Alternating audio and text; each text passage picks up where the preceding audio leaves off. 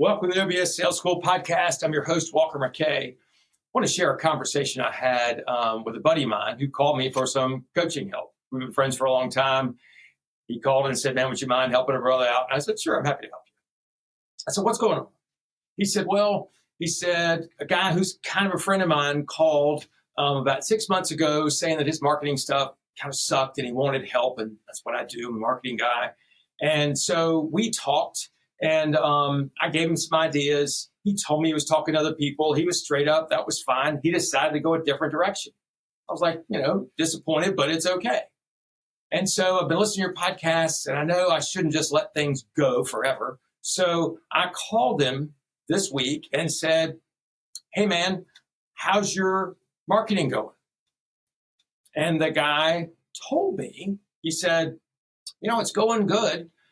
Really great, actually, but I'm happy to talk to you if you want to talk about it." And so he said, my friend called, said, "Okay, why don't you send me some times that you want to get together for breakfast?" And the guy said, "Okay, great." And then never responded.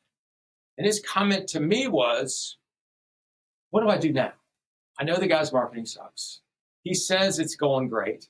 He said, we agreed to kind of go to breakfast, but he's never responded to me. What do I do?" I was like, "I don't know, probably nothing. I think I'd let that one go." I said, "But let's talk about what could have happened differently. All right, let's talk about it. Don't call me after you've driven the car off the bridge and for flying lessons. Ask me for flying lessons. Let's talk about what to do before you get on the bridge." So you call somebody and you say, "How's it going? How's the marketing working?" And they say, "It's great, but I'm happy to talk to you about it." What do you do?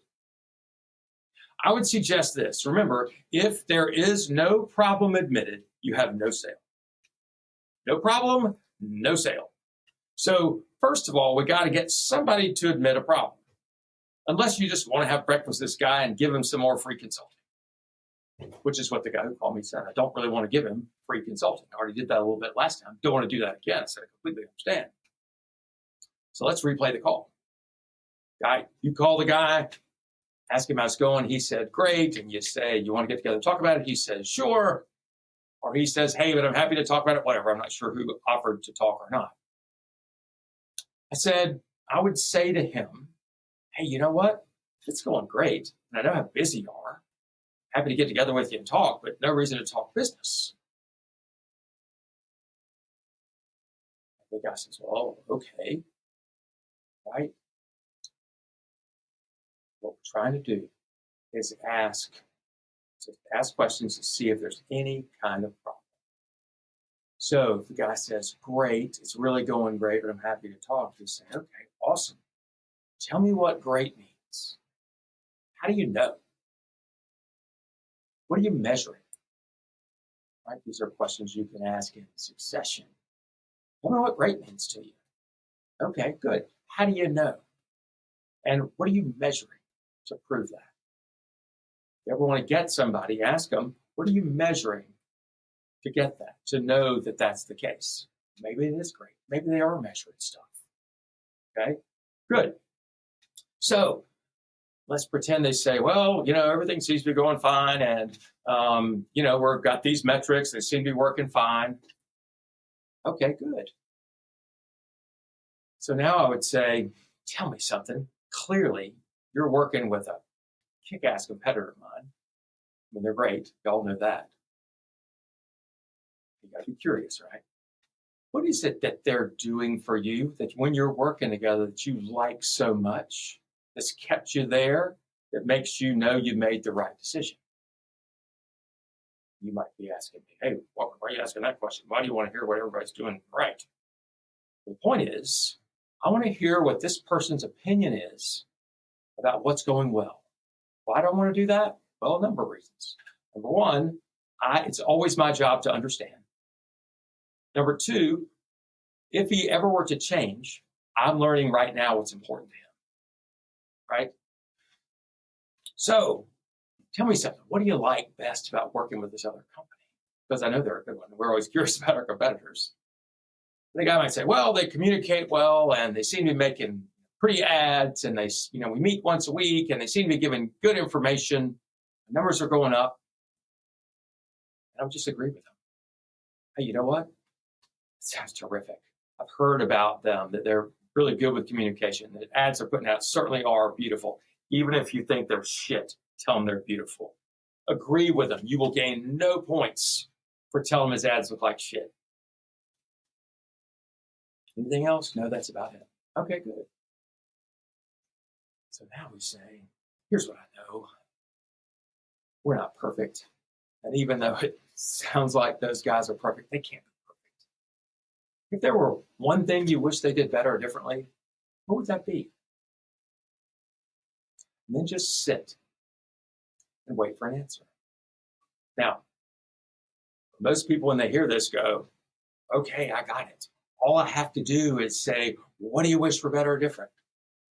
If that's what you're thinking. I'm going to tell you, slow down, cowboy. The key to this whole questioning strategy, it's called good, bad, is to hear them tell you what they like first, because this builds trust. You're agreeing with them, not fighting with them, right? They've just shared with you what they like. Chances are they haven't thought specifically about what they like about this relationship, and you're just helping them remember, and you're agreeing with them. You're telling them, you know what? Good choice. Nothing wrong with that. This builds trust. And by the way, who the hell are we to tell them they made a shitty choice? Who are we? We're not part of this. We didn't measure this. We don't know what their expectations were. That's what I'm trying to figure out. What do you like about them? And then, hey, here's what I know. We're not perfect. And even though it sounds like those guys are perfect, if there were one thing you wish they did better or differently, what would that be? And maybe the guy says, well, I wish that they were better on YouTube. And instead of jumping on that, I want you to say, okay, what else?